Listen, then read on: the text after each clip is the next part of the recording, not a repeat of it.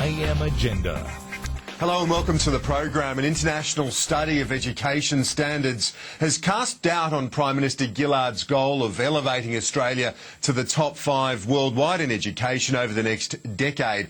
The reading test of primary school students found that Australia came in 27th of 48 nations that participated, and our primary school students, only 25% of them met minimum standards. With me on the program to look at this and the other matters of the day, Liberal MP Josh Frydenberg and Labor MP Ed Husic. Gentlemen, good morning. Ed, the Education Minister, the Schools Education Minister Peter Garrett says that this is a wake-up call. It sure is.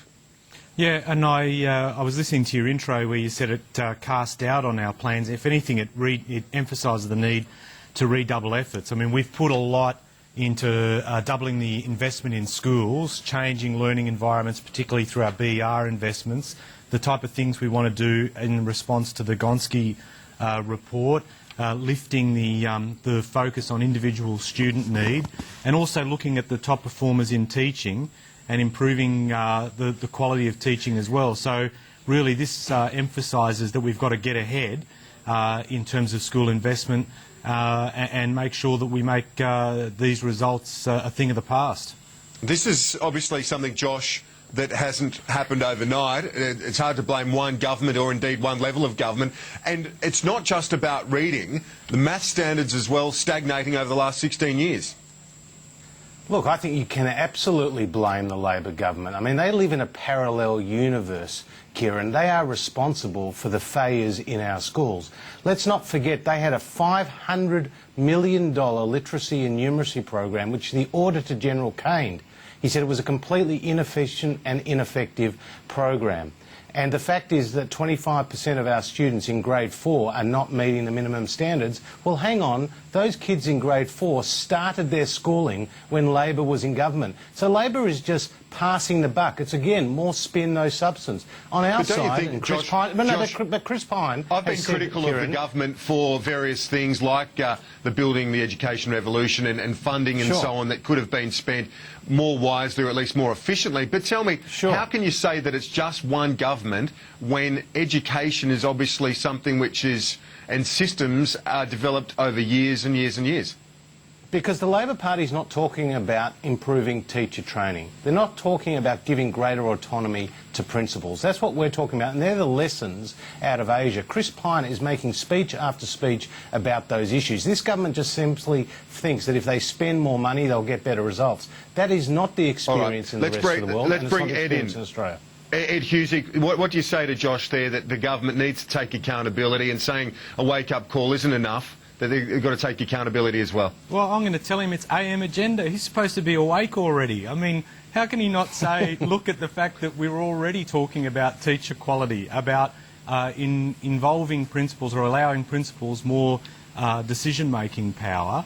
And if he's worried about education, then I'd like to hear him say on this program that Premier O'Farrell's plan to cut $1.7 billion out of New South Wales schools and TAFEs is a bad thing. But it's not just about the money, is it, Ed? It's not just the money, it's the standards, and that's what Josh is talking about, that there needs to be a greater focus on that rather than just throwing cash at it. No, agreed, and that's what and Kieran, that is what we're doing in terms of all the National Schools Improvement Plan. What we are trying to do is to ensure that the standards in terms of, like I made reference earlier, in terms of teacher quality, that we look at the way that we're teaching students as well, that be changed fundamentally. I mean, what we are looking at here is fundamentally changing the way that education is delivered in this country by making sure the investment's there and making sure the standards are there.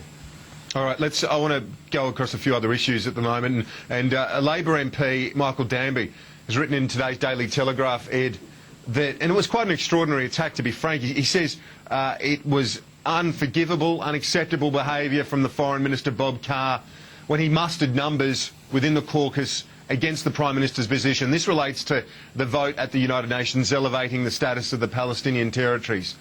What do you make of this comment today, and this, not just comment, but a full-page piece that he's written in today's Daily Telegraph?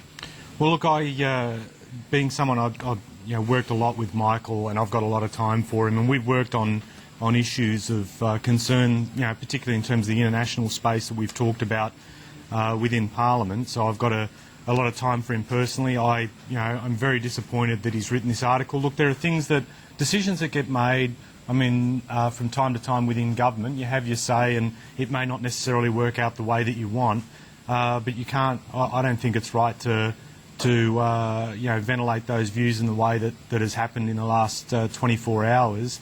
Does this mean it's open season for any minister that takes a decision that you don't like? I just don't think it's right. But did Bob Carr undermine the Prime Minister on this, that he phoned around and mustered numbers in a concerted campaign to undermine her authority? No, I don't think so at all.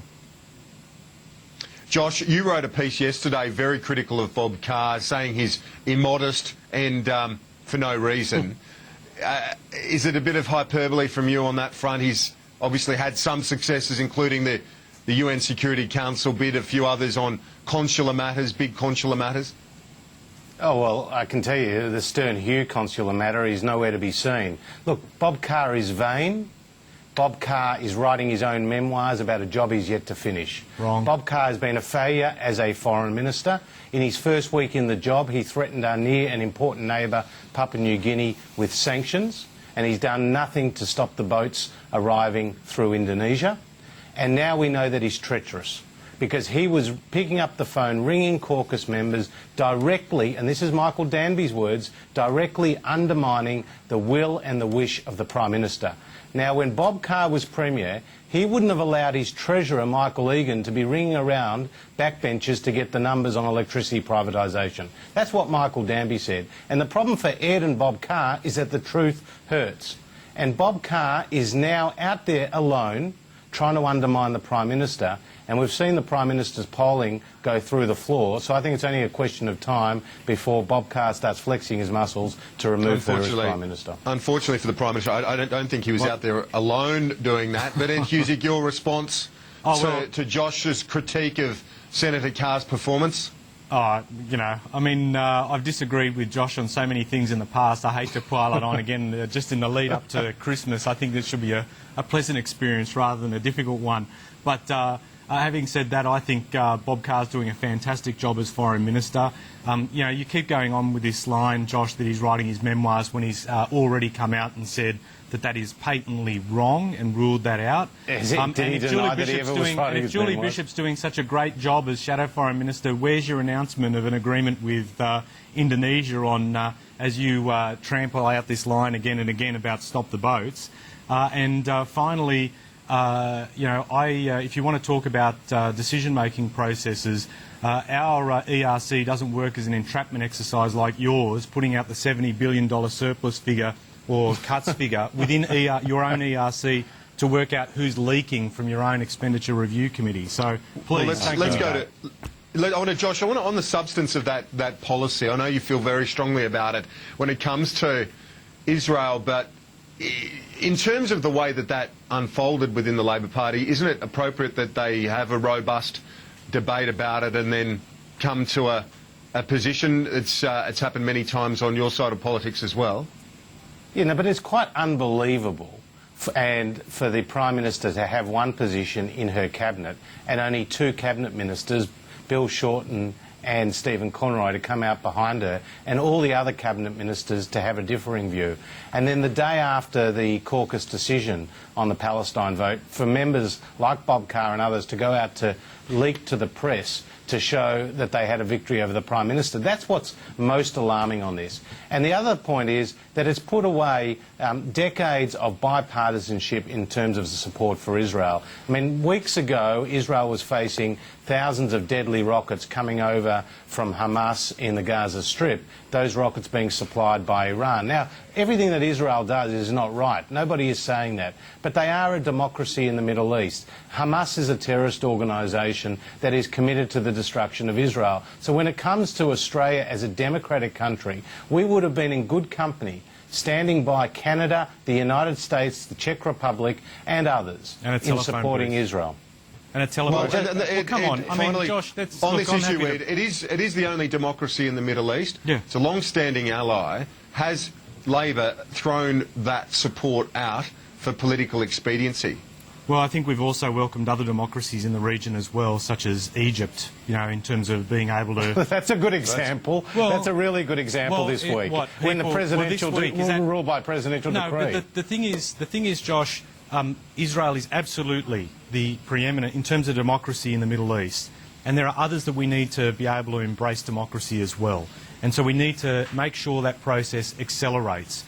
Your points about Hamas are quite wrong, and I have said previously as well that what Hamas has done in terms of trying to kill Israelis is wrong and should be condemned in the strongest terms. Just as I've also said I believe it was disproportionate to have the Israeli Defence Forces target residential areas. I understand the military objectives in terms of trying to deal with the threat presented by Hamas, but I think there's some disproportionate action there. I think the settlements decisions aren't helpful, and the best thing that needs to occur is that the parties enter into direct negotiations for peace. And I think that definitely does need to happen. All right. There's one other issue I want to touch on, gents, before we go. It's something that's been an issue for the Navy for a long, long time. The front page of the Financial Review today reporting the next chapter in it, Ed Husick, about our submarines, that they're operational for half the time of comparable fleets internationally. This report to be released today by Defence Minister Smith. And they've stacked up the price of getting one off the shelf foreign built or one built in South Australia, and it's a lot cheaper and a lot faster. Is it only for political reasons that the government is going to push ahead with Australian-built submarines out of Adelaide? No, I don't think so. A number of things. One is I'd really, I think it'd be better for us to see the actual detail of the report before commenting comprehensively. But on the last point that you just raised in your question, Kieran, there has been an ongoing for decades. You'll have two sides of a debate about whether or not you go off the shelf or whether or not it's important to have an Australian defence industry that's vibrant and able to meet the needs of the defence forces here. I think it is important that we have defence capability in this country, and that to ensure that exists, you need to have investment that underpins it. So, both sides of politics for some time, have recognised the importance of the defence industry of this nation, and I think you'll have a bipartisan commitment, particularly from areas that benefit, say, for example, in South Australia, that benefit from that investment. And I think it is important that we just don't, in some cases you will need to get off the shelf where the capability is already, or the actual product itself is there and needs to meet an immediate need, and I totally get and understand that. But at the same time too, you can't, if you want to have a degree of self-reliance, you just can't have a situation where you don't have this investment here. Now we'll wait for the report to come out, see what it says, and I imagine that Defence Minister Stephen Smith will deal with this in a very thorough way. Josh Frydenberg, finally, your thoughts on this? Is it subsidising employment over what would be a more cost-effective approach? Look, we're absolutely committed to the Australian domestic defence industry and to jobs in South Australia in the defence sector. But the Collins-class submarines, it's well known, have had huge amounts of problems.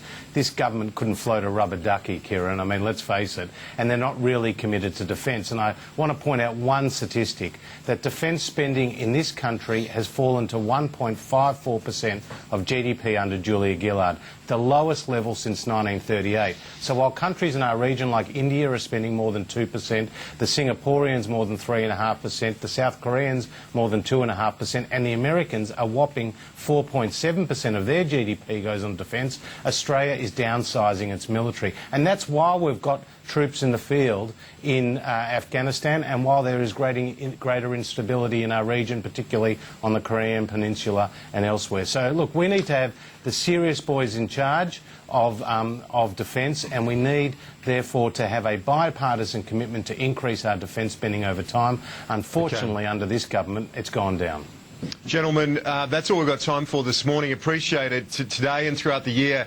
As we head into the Christmas break, have a good break with your families, and a happy 12th of the 12th of the 12th. Can I say just, Kieran, that today I have one of my constituents, little Tommy Gilbert, probably the next Michael Clarke in the Australian cricket team, who's turning 12 today. Yeah, good stuff. Good on you, Tommy. Yeah, no, 12 today. Happy birthday. Yeah, he's a good boy too. Thank you, Josh and Ed. Appreciate it. That's all we've got time for in that half of the program. After the break, Sarah Hanson-Young, Senator Hanson-Young, the Green Senator, joining me.